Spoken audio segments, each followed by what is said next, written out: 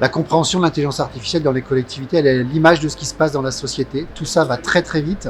Il y a donc des enjeux d'acculturation, de compréhension de ce que sont les différents systèmes d'IA avant de pouvoir s'en saisir.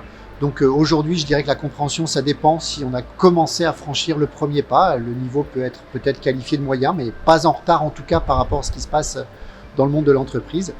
Là où la maturité est peut-être plus faible, c'est dans la mise en œuvre des projets d'IA, dans le pilotage des projets d'IA, qui sont des sujets plus complexes qu'il n'y paraît.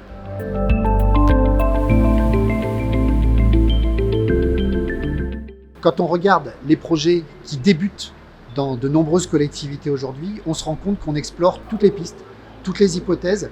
Il y a aussi bien des IA au service des agents pour aller plus vite, faire plus rapidement un certain nombre de tâches, mais aussi beaucoup de projets tournés vers l'efficacité et l'impact des politiques publiques, que ce soit en matière de gestion énergétique, en matière de politique de transition, politique de mobilité. Donc tout ça, c'est au bénéfice des citoyens, bien évidemment.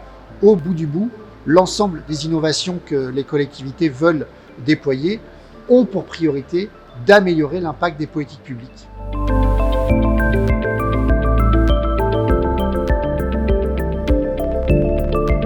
Alors, il y a les freins qui subsistent, mais il y a surtout les freins qui apparaissent.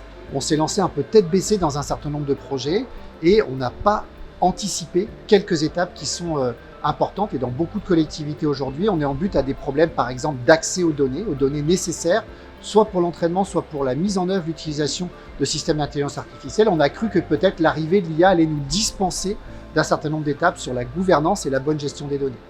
Des freins également en termes de compétences à mobiliser, qu'il s'agisse de compétences internes, de compétences externes. C'est pas parce qu'il y a une offre pléthorique de services aujourd'hui avec de l'IA affichée dans des grandes entreprises de services numériques ou dans des startups qu'automatiquement on a les compétences dont on a besoin pour nos métiers territoriaux, pour lesquels des considérations spécifiques et une parfaite connaissance de nos enjeux doivent être pris en compte.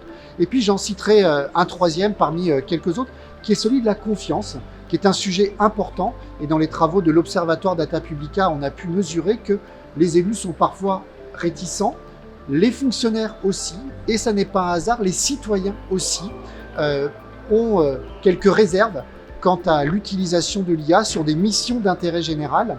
Et ça, c'est des sujets qui relèvent beaucoup plus de l'évolution de notre société au regard de ce que représentent ces outils.